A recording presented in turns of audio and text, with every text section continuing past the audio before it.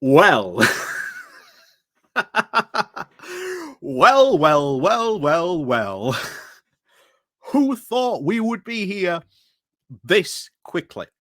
I cannot tell you how happy this makes me because you can see it already. Brexit poll: 2/3 of Britons now support future referendum on rejoining the EU. Who saw this coming? We did. Right from the very beginning. From the moment the Brexiteers won, in fact, even before that, we were always making the case of it doesn't matter about all this stuff about the EU because the EU was not the problems or the source of problems of the UK. What it really was, it had been at that point 10 years of austerity, of a conservative government that had continuously taken away resources to towns, to funding them, to help them run basic services. A quote I love from one of my own local councillors, Steve Houghton, I believe it was. I can't remember. It may have been someone else, so I do apologise if I misattribute this quote. But this is the perfect quote, which summed up this entire period leading up to the referendum. So simple. He just said, things just disappear. And that's how many people felt. And roll around this 2016 referendum, where they saw this chance to, again, promised by Farage and all these Brexiteers that they could take back control and they would be listened to and given some sense of purpose to make, Britain great again. Never happened. This, as we'd always said, even back then and even to now, these Brexiteers never gave a damn about these left behind areas. Boris Johnson never gave a damn. Levelling up, what's happened to it? It's been an absolute failure because Boris Johnson, the rest of the Tories, were never really interested in doing what was necessary to really rebalance and redistribute the economy from essentially London to the rest of the UK. And how's that turning around now?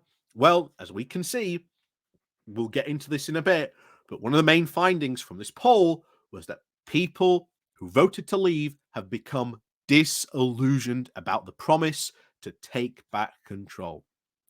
And what did we say? It was a slogan. It was meaningless. It had no policy behind it. So what's happened? People have just left it. It was a populist uprising, but really didn't have a actual purpose behind it.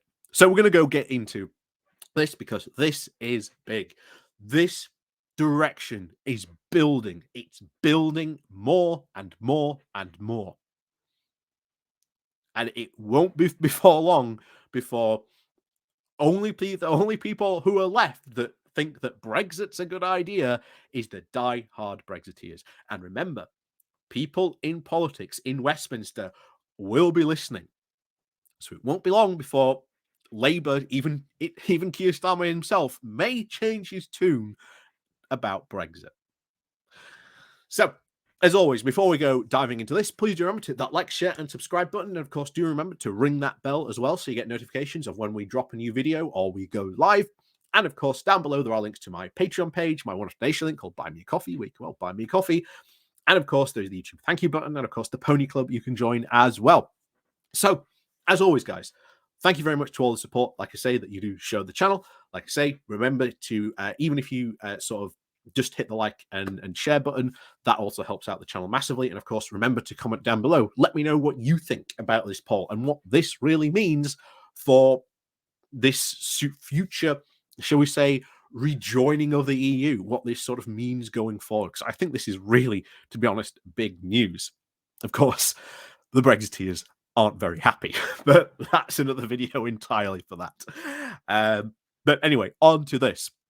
So this comes from the Independent, the title of The Brexit Poll. 2/3 of Britons now support future referendum on rejoining the EU. Oh, hang on. So, 2/3, sorry, no, sorry, I'm starting off getting ahead of myself. 2 years after the UK transitioned out of the European Union, nearly 2/3 of Britain now support a referendum on rejoining. An exclusive Savanta survey for the Independent shows opposition towards another vote has fallen, with those who say they should have never be one dropping to less than a quarter. The UK left the EU on the 31st of January 2020, but the transition period meant that it observed Brussels laws and remained in the single market until the 31st of December. Since then, Britain let me get rid of that. Since then, Britons believe the economy and the UK's global influence and the ability to control our own borders have all gotten worse. True.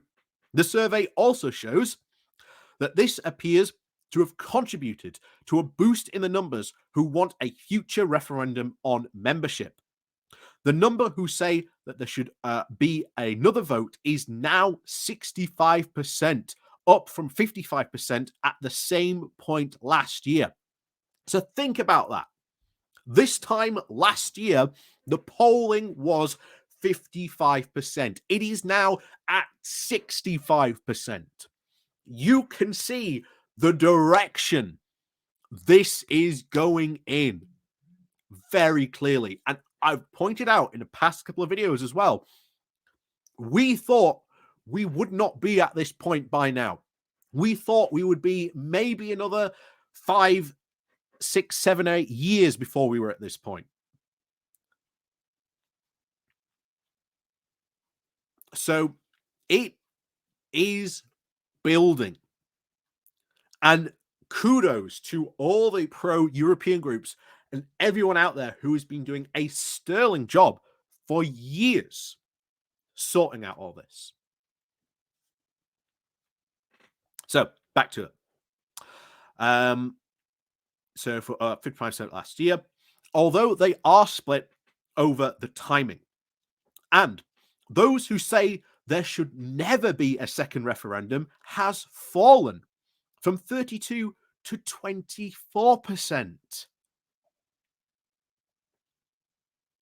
This is just going back to showing what we always knew. Euroscepticism really was this tiny minority. And of course, the true goals of what Euroscepticism was this free market, fundamentalist, libertarian ideology that we should just get rid of all regulations. There should be absolutely 0% tariffs and just let the markets run wild. That philosophy, that ideology is not popular. And people are starting to catch on because that was what Liz Truss wanted to do. Just start letting things run wild. We've seen Rishi Sunak recently go and lower with the Edinburgh reforms. If you actually talk to people about what these Edinburgh reforms mean and what they actually do, the vast majority of people are not in favor of them.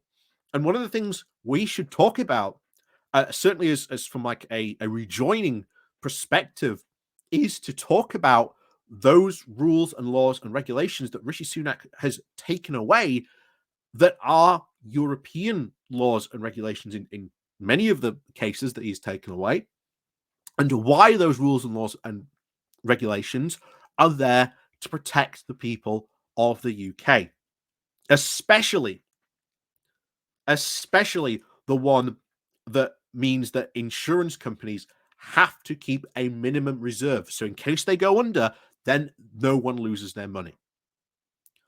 The fact that that is now gone should worry a lot of people. A lot of people. But anyway, we'll continue. Chris Hopkins from Savanta said that it could be that many overestimated the potential benefits of Brexit. Really? what what have we been saying for so long about Brexit and the fact that all these promises of Brexit were so over-egged, they were never going to come true. But here we are.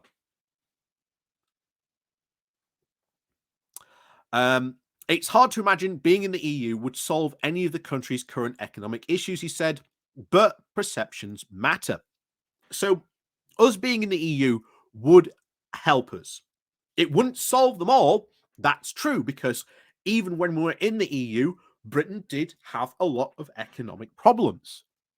But those economic problems were not the fault of the EU. They were the fault of a British government who didn't really seem to understand how or why they should have industrial policies for growth and how to achieve that growth. We've seen it with Rishi Sunak. Sunak had just gone, we'll have growth. Well, how do you intend to achieve this growth, Rishi? What's your plan for growth? We'll just have growth. This has been a problem going back to certainly the end of the last Labour government. Because say what you want about, Brown and Blair, at least they actually had growth plans and about how they actually intended to achieve this growth.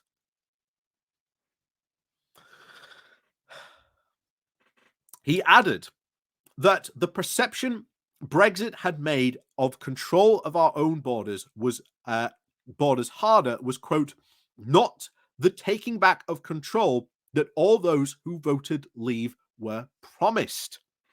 And a surprise. The survey also found that 54% now say Brexit was the wrong decision. This was up from 46% of last year, first anniversary of the exit. Not only people of Britain think that Brexit has made many things worse.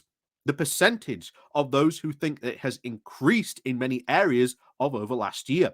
A total of 56% now think leaving the EU has made the economy worse, up from 44%. And yeah, leaving the EU has made the economy worse.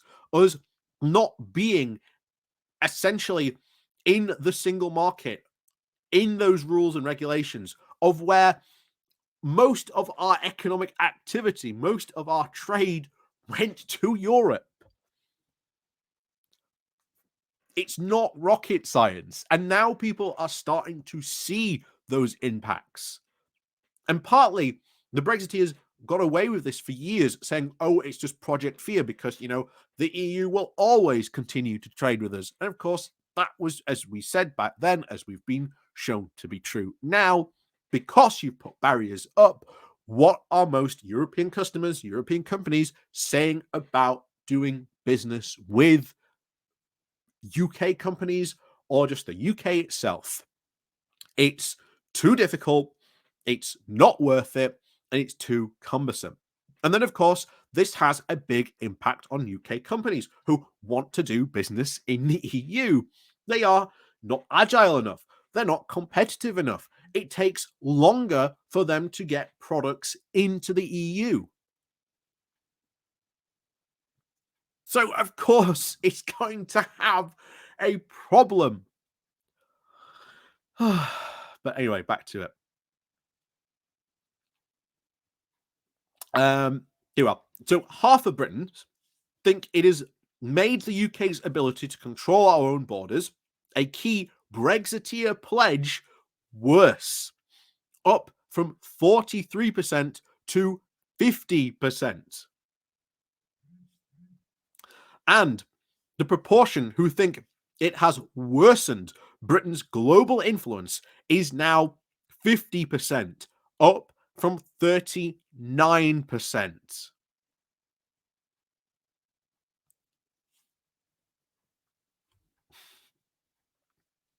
The findings come amid the renewed focus on the effects of Brexit. Last week, the British Chamber of Commerce called on the government to look again about how the trade with Europe can be improved.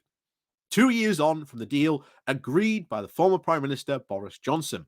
And earlier this month, researchers at the London School of Economics also found that Brexit had had a £210 to the average household food bill in the 2 years to the end of 2021 because of the extra red tape. These are signs that even some Brexiteers are becoming frustrated. The former minister, George Eustace, recently hit the headlines when he criticised the post Brexit trade deal with Australia, saying it gave away far too much for far too little in return. On the results of the latest poll, the Liberal Democrats' Foreign Affairs spokesman, Lara Moran, said, "It is no wonder that the British public feel this way, when the Conservatives have gone out of their way to make it harder for small businesses to trade with our neighbours, for our farmers to sell their produce overseas, and for scientists to cooperate with their counterparts. The Conservative government's decision to erect barriers to trade with our largest trading partner is the last thing we need. This is the cost of living crisis." Oh, yeah, not least in this cost of living crisis. Sorry, I missed that out. The government spokesperson went on to say that, of course, here we go, we are taking full advantage of the many benefits of Brexit and are restoring the UK status as a, quote, sovereign independent country that determines its own future. We have taken back control of our borders, restoring domestic control over lawmaking, axed numerous pieces of bureaucratic red tape, and saved businesses and consumers money across the country. Except you haven't. That is a complete load of bull. And I feel sorry for the government spokesperson who had to actually come out and write that statement, because even they must know the complete and utter load of tripe that statement in itself really is. And I feel sorry for them because they've had to do this for a long time. But we've known, even for a while, the budget for office responsibility has been saying, yeah, Brexit doing all this problems, it's causing all this damage, it's taking money away from the economy, it's also taking money away from the government being able to take in tax revenues, which means the government now has less money to spend.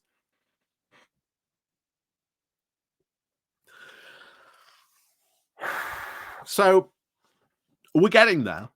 We are really, really getting there. Ever most slowly but surely, we are getting there. And I do hope eventually we start to see this more. But as you can see, those numbers are going in the right direction. They are really going in the right direction. I mean, you're looking there at a survey done a year apart from each other, and you're looking at some of those poll numbers. That's 10%, and in some cases, it was more. An increase in all the right numbers by 10%. That is big. Normally, for these types of polls, they tend to be very slow or very, short and steady.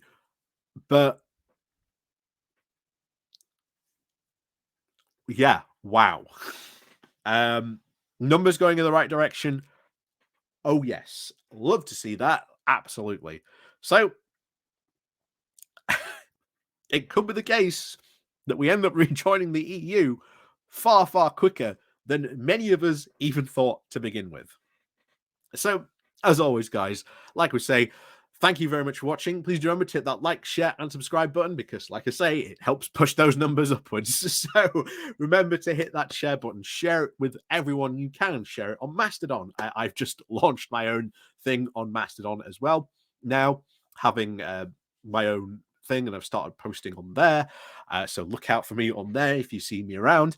And, of course, as always, guys, Thank you very much for watching, and of course, we'll see you all next time.